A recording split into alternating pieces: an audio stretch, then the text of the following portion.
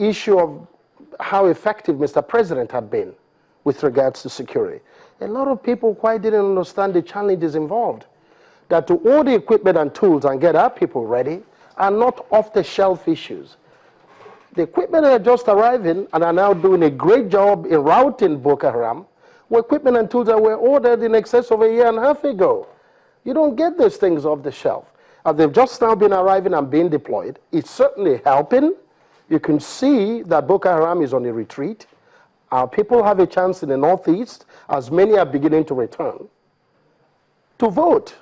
And in fact, not only access their PVCs, but actually vote. We need Nigerians to vote, because this election is a unique one, much more than anyone else. All right, Senator Mamora, talking about security, because you talked about it being engineered, the postponement.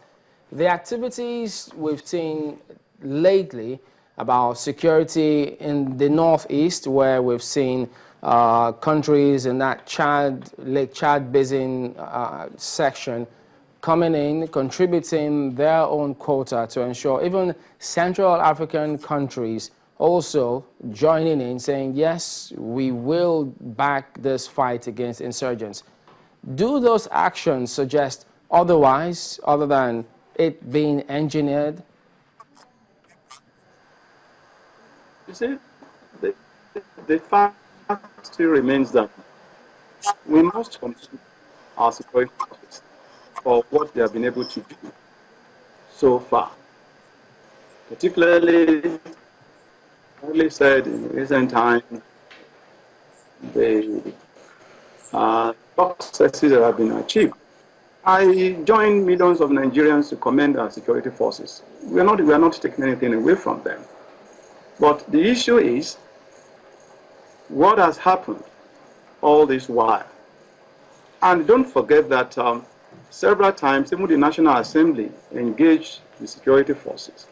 And what they came up with was the fact that they were not adequately equipped.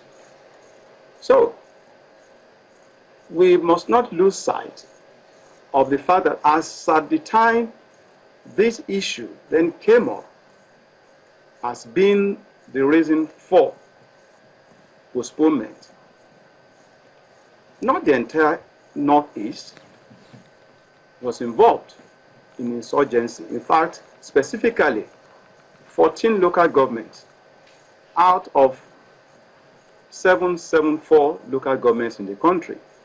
And specifically, you had, I think, just 9 in Borno,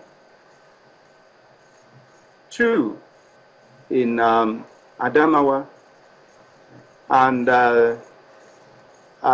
3 thereabout in Yobe. So 14 local governments out of 774 could not have stopped us absolutely from conducting elections. And don't forget again that in Yobe and in Borno and Adamawa, local government elections held there, not so long ago. And there are countries where you have insurgency affecting virtually the entire country, and yet elections held in those places. So, I still maintain the fact that the postponement was not at the instance of INEC as election management body. Yeah, but and you did read out, Professor Jiga's presentation. So it's not that. But we have our concerns, we have our fears, but then let's wait and see. I'm praying that things get well with us, and then the elections, of course, the INEC still acting within the ambit of law. Well, yes, Senator, we're looking at this. We have the documents, and we've gone through those documents severally. But are you suggesting then that 14 local governments, because, you're also a lawyer, if any of those local governments, any of them go to court saying we should not be disenfranchised, not allowing us participate in those elections owing to the security concerns, wouldn't they have a case, especially when they also cite sections of the 1999 Constitution and the Electoral Act, which allows INEC a window with which they can shift the elections or reschedule the elections to allow them vote? I have not said, by the way, I'm not a lawyer, I'm a medical doctor. Oh, my apologies there. I have never, yes, I have never said that I only made a statement of fact that 14 local governments. And I did not say that elections should not be held in those local governments. No. And that's why I further said that elections took place, local government elections took place in 2 of those 3 states. The local government election took place just recently, not too long ago. And of course, we have had situations in this country where elections could not be concluded and had been postponed, only to be held at some other time to now allow for final collation. It happened. I'm not suggesting that, but that's the worst case scenario, and that's what even Constitution offers, that election could be postponed in some areas, if need be, only to be held at a more conducive time. Of course, that would be within the decision of INEC. That's the point I'm making. All right, thank you, Senator. We'll come back and continue and get the views of Chief Jerry Chukwueke and Ademola Oshode. But for now, let's go over to Eni Thompson. She's got a roundup of what's going on. Where are you going this time, Eni?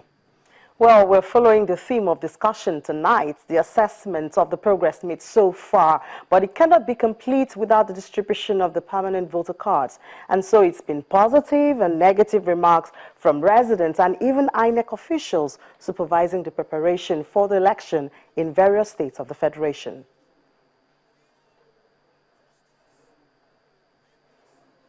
National Electoral Commission, INEC, has released its latest figure of permanent voter cards distribution as of February 24th as 53.4 million, representing about 80% of the 68,833,476, which is the total number of registered voters. However, there are still pockets of protest and displeasure in some states concerning the availability and even the figures released by the Commission. In Anambra State, the Congress of Civil Society is calling for the use of the temporary voter cards because, according to them, PVCs have not been adequately circulated. It beats our imagination to hear from INEC that a state like Anambra, where we live, has achieved almost 80% distribution of PVC. The rating on the ground points to the contrary. Actual collection of PVC in Anambra State, based on our investigation, hovers around 40 to 45%. We need to ask INEC what will be the fate of Nigerians who fled the troubled states of the Northeast to their states of origin in the rescheduled pools.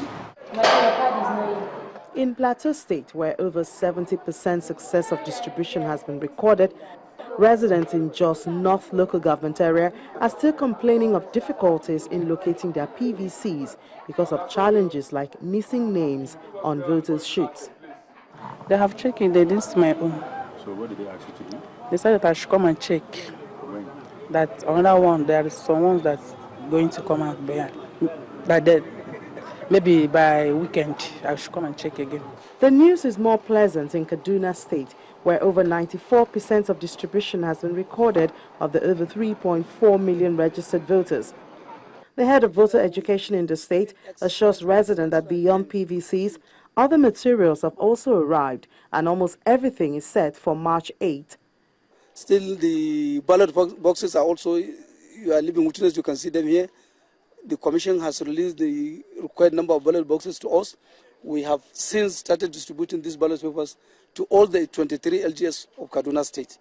The card readers that will be used for assessing and verifying the eligibility of a voter, we received more than 6,000 pieces. They are here in the ICT, you can go and see them. However, residents still have complained. Apart from the about 100,000 PVCs still yet to be delivered to the state, they say collection centers are too far from their residents. 700 naira to Kujama and back is not a joke. It's not everybody who can afford it. They should bring it to primary school here. Or one of the polling booths here. Please. And so the clock keeps ticking and activities keeps gathering momentum.